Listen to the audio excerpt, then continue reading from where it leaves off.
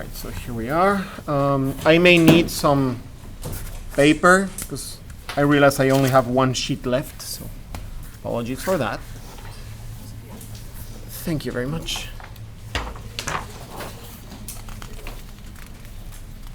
All right, so if we start, we need to start with a side view, right? You guys generated a few concepts and you generated some that you really enjoyed, and we're going to use those to continue to the next level. So let's say that, for example, I want to draw my toy vehicle, and let's say that toy vehicle, I know that is 3 wheels long,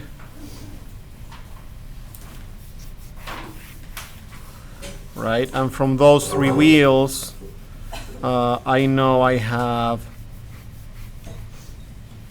the body, let's say,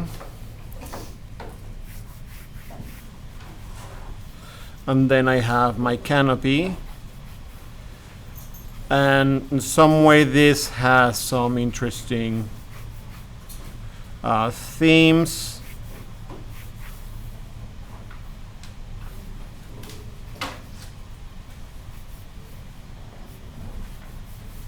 Something like that.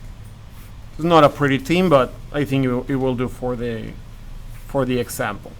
Okay, so we need to transform something like this into a perspective drawing, right? So remember, our wheel is our unit for proportion, and so it will be in our perspective. And we saw a little bit of this last class. So the first goal that we have is we want to get to something like this. That's correct. And when we have this, we're going to work with overlays on top. Because if our cylinders are wrong, then the rest of our drawing is going to look weird. But if you see, like, this is a construction drawing that we have done, it's just 2 cylinders intersected in the middle, nothing that you guys shouldn't be able to do, correct? So we're going to do that, and we're going to start with what this wheel does, right? We know we have a little bit under a wheel forward, a little bit, kind of like half a wheel towards the back. So I'm going to start by creating my my perspective, right? I'm going to send this to the vanishing point with convergence. I'm going to make this a square. And then if we go all the way to the beginning of the semester, we can find the center so that we can draw a line that goes into the distance. And then by splitting these lines, we can make our calculations to say, okay, so this is my wheel number 1, right? If we create another one, it's going to be our wheel number 2. If we create another one, it's going to be number 3. Be careful with your verticals. And lastly, our 4th wheel. Right, so we have the center of this box here.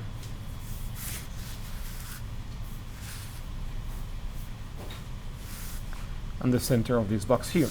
Now we need to project these boxes towards the width of the car, and you need to grab your little vehicle and say, okay, so how many wheels is my car wide? Is it 3? Is it 2? Is it 4?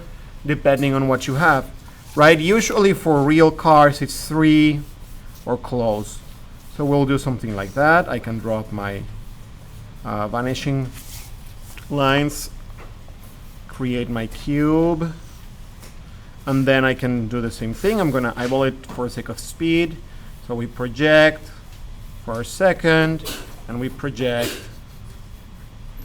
for our third. Wait, there's something wrong here. Actually, it's here, and then would be here, more or less. And then I send this to my vanishing point. And if you need to create a perspective grid before with your ruler, do that, right? Because that's going to make your life a little easier. So we want to project this into the perspective. We know we have our boxes here. We want to project that into perspective. We want to project that into perspective.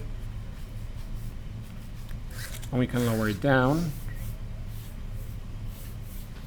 And we have our set of two boxes where my first cylinder will live and my second cylinder will live, right? So I can find those centers.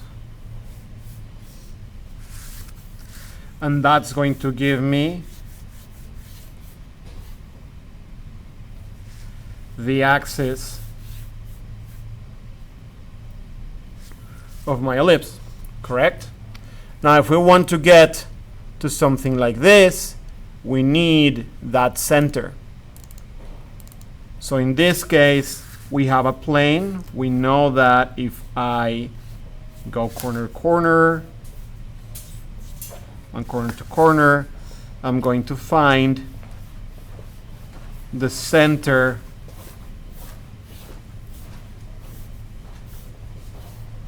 of the plane, right? So now I know I have to touch these points with my ellipse.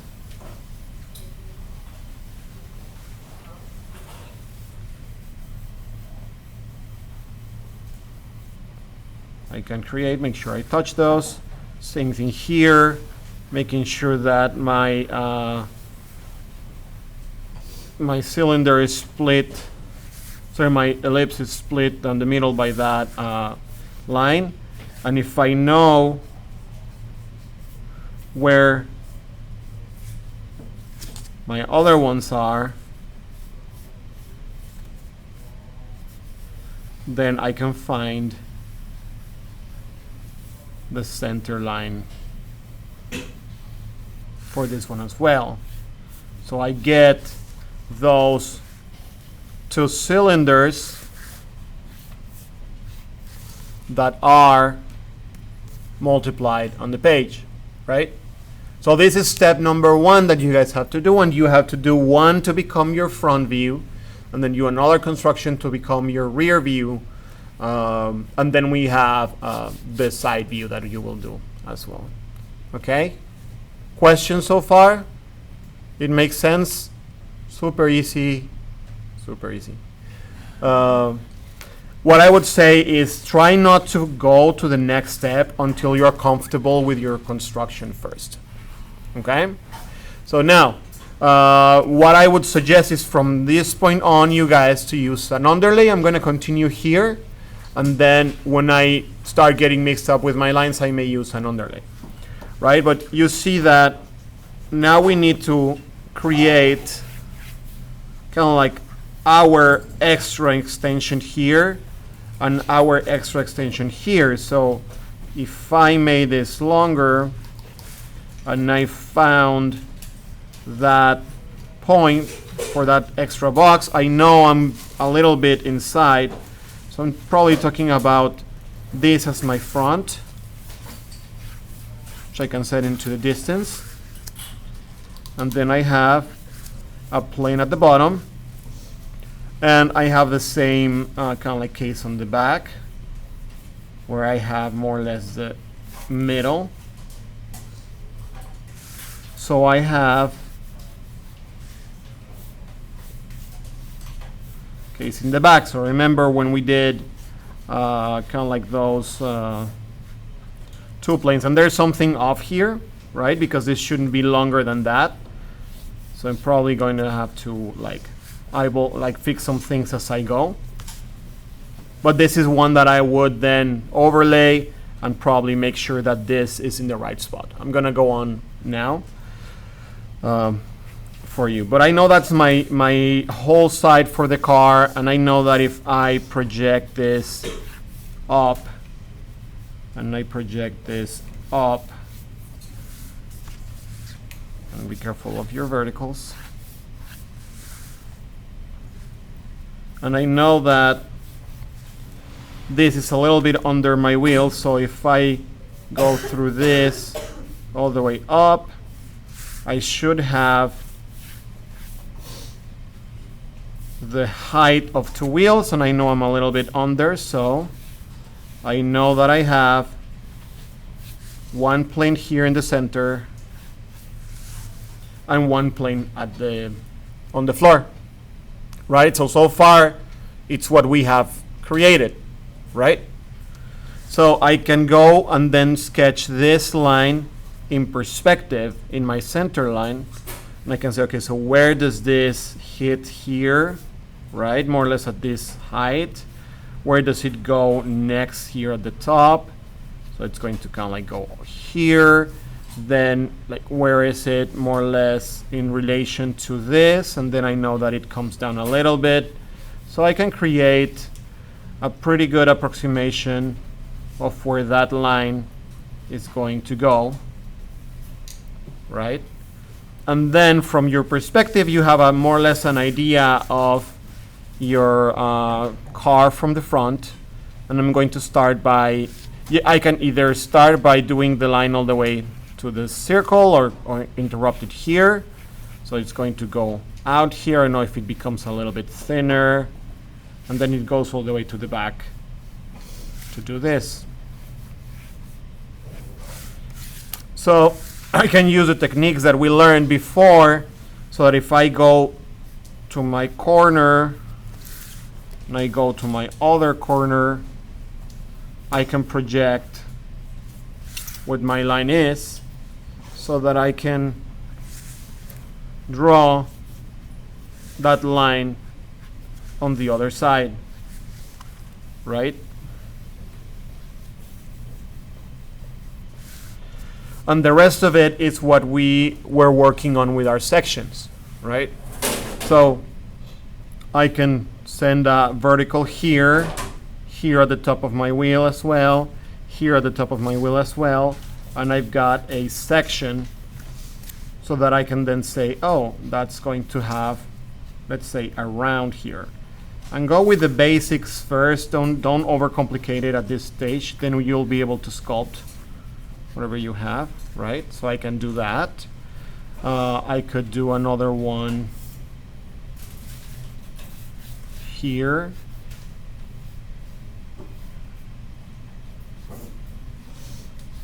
I create my slab there. Maybe this is another important point that we have. So we can kind of like expand it and create our boxes, mirror boxes here, so that I can create my section. If you notice, I am doing first kind of like this area, and then I'm going to add the canopy. So you go by volumes that you have. So if I know if this is where it turns, I know that's going to do probably that. So I can start getting an idea of how this is going to close, right? And I can also send sections forward. If I bring this back here, I can project it to my wheels. I can send it to the front.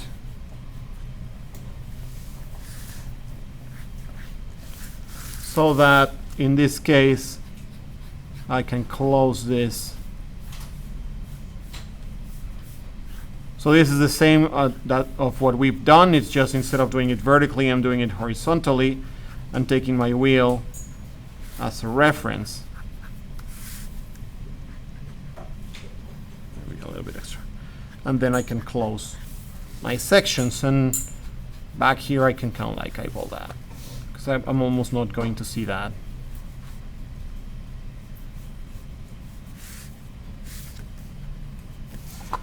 Right, so the other thing is, if I know more or less where my points change, I can draw a second line here so that I understand more or less where my shoulder is.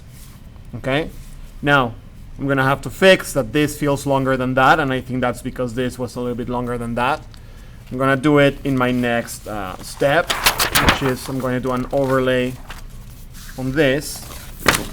On my overlay, I have the chance to fix this volume, right? So I'm going to always draw the axis of my ellipsis again, but now it's a little bit easier to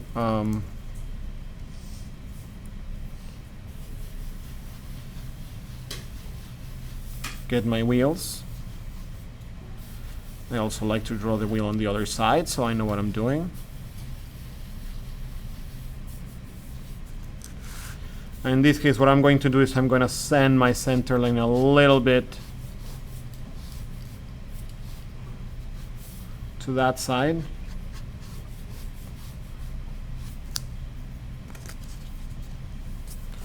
So the rest of the car feels the same.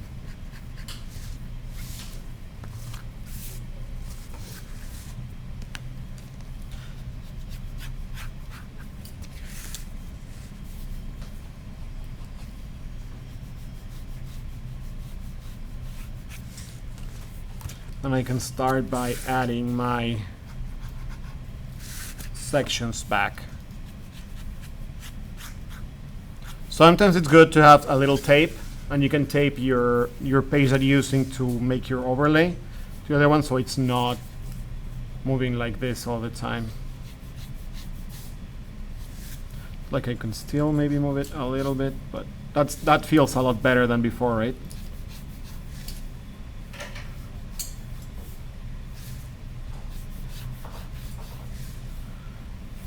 Right, and if we start kind of like drawing the sections on this side as well, I can start getting a little bit more understanding of all my volumes. Makes sense?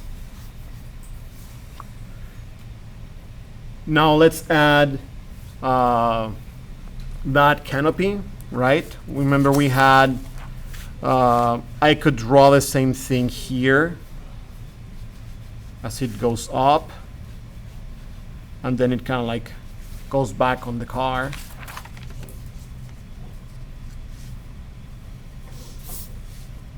So if I know where these are, I can create all those elements, right? So that's going to go from here all the way to the back, right? And if I understand my volume, I can place this wherever I want. Right now, if you look at your drawing, your car is probably not going to have, like if you saw it from the top, it's not going to have a windshield that is flat, or your helicopter, whatever you're doing. There's going to be a little bit of curve, which means that the front is kind of like ahead of the other stuff. So whatever you put the side of your windshield is going to make a little bit of an arc here. Then now that we have this, we could potentially like bring vertical lines on top to then create, kind of like find where these arcs go. But before you commit to those, you know that this is going to probably be a little bit inside, and depends on where this one falls. This may fall actually like in a little bit closer to the internal area, so we can then find that, and then we could just commit to our sections there, right? So we have something that volume that is kind of like our car. Then we need to raise this from the floor, because right now our car is scraping the floor, right? And we don't want that.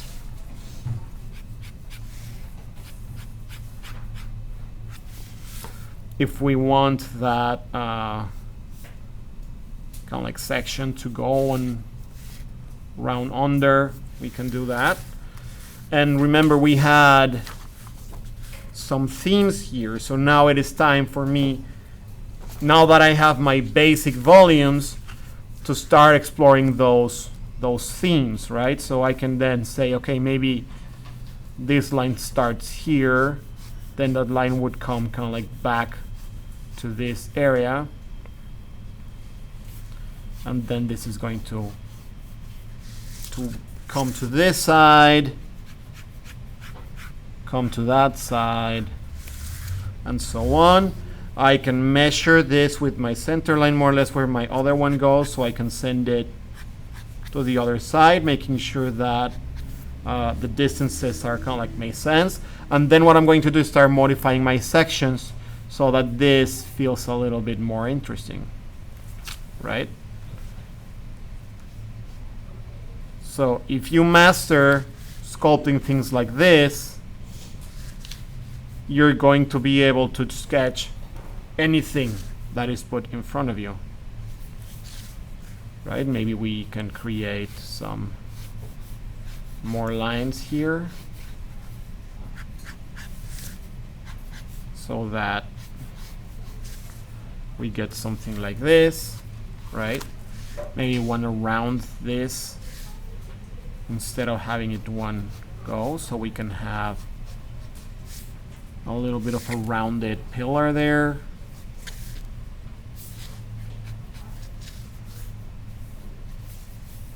Maybe I want to, if I understand how this section is going, right, maybe I want to sharpen it a little bit more. So my section here is modified from a little arc to something like that.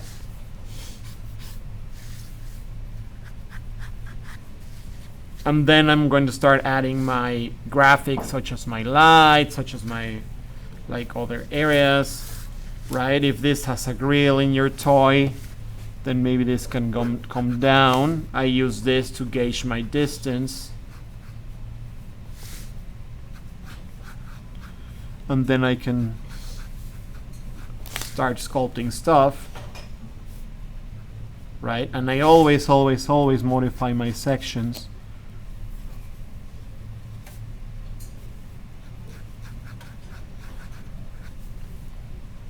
And I start giving it kind of like line weights and all. And then the tricky bits, as you have seen, if I decide to make a light here,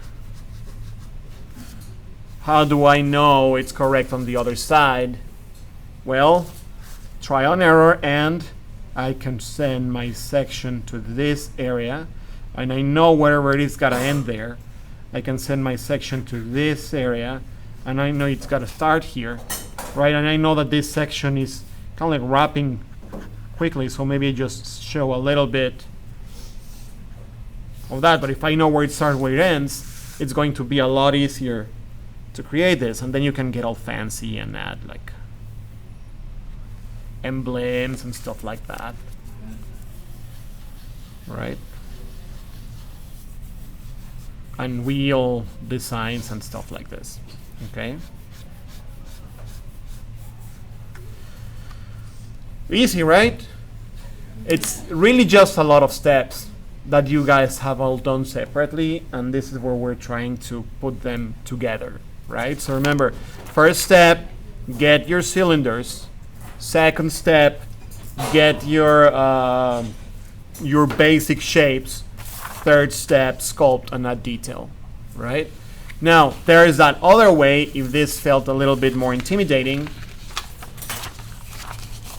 which is a little bit less intimidating, a little bit. Gonna go a little bit faster with this one, but you will need to get to the point, to the first point like this anyway, right? So you're going to get to the point where you have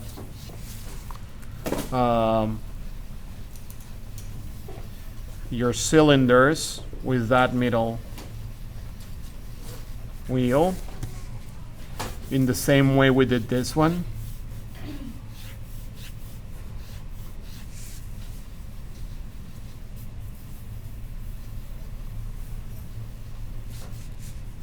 Right, so you'll have your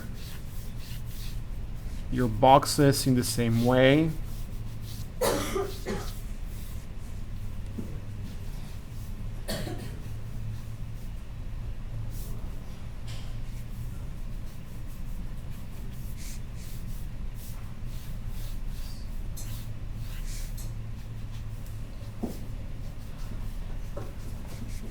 Right, so same construction as before, knowing how you're a little bit harder to the front, and so on. The difference that you're going to do here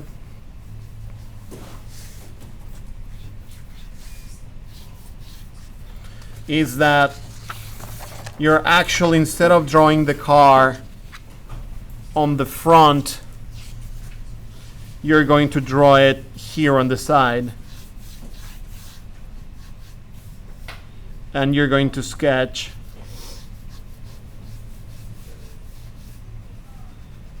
your first volume as usual. Maybe we can hint at that. And I don't like this method, but it's easier to get your kind of like wraps around it.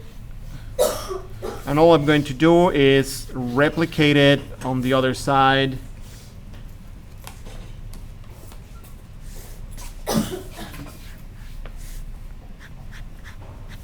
And in the middle.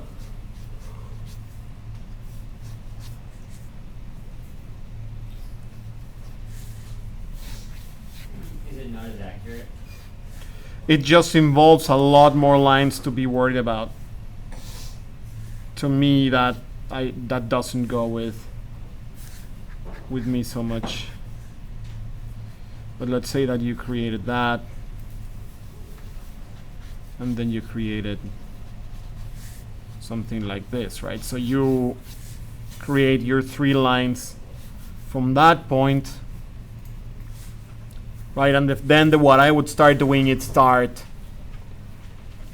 taking material off this. So, for example, I can then send kind of like this line to the front instead of here, right? Maybe here I can also kind of like bring it out. I don't know, like, well, let's see what it does. So I can start removing a little bit of material from this area, and I make sure that I remove the same amount of material on the other side, right? So as I start doing this and I start kind of like understanding my sections from this point of view, if I wanted to make this like this, then I can do the same from here, kind of like, and then I can start adding and figuring out my sections in this way and in that way. So you're welcome to use it, I just don't like it. But then, for example, where I go into my next step here,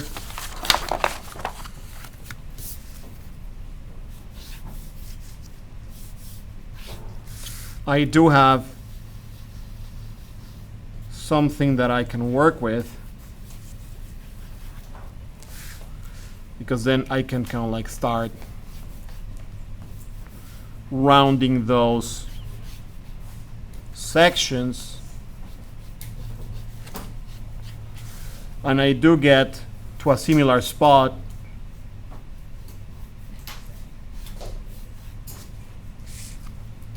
as I could before. Oh, let me change this.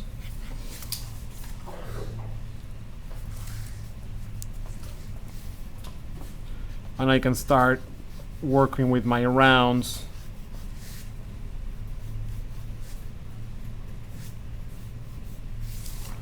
As you have done in the past. Right? So we understand how these sections behave.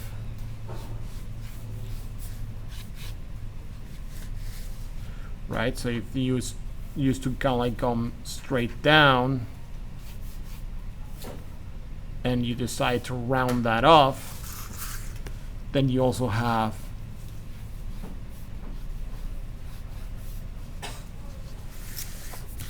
the ability to carry this onto the other side, right? And then we can add the canopy on top. Make sense?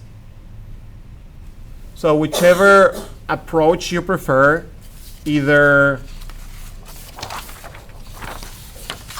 sections for like center first and then coming out, or slab of wood and then subtracting.